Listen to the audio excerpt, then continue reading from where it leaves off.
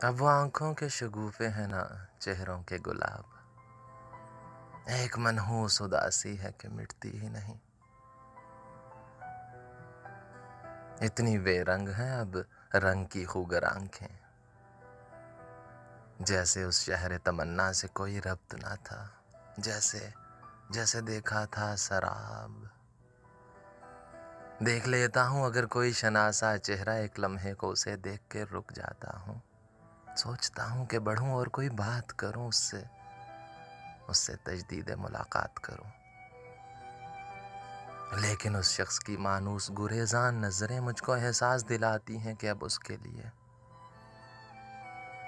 एहसास दिलाती हैं कि अब उसके लिए मैं भी अनजान हूँ, एक आम तमाशाई हूँ, राह चलते हुए उन दूसरे लोगों की तरह।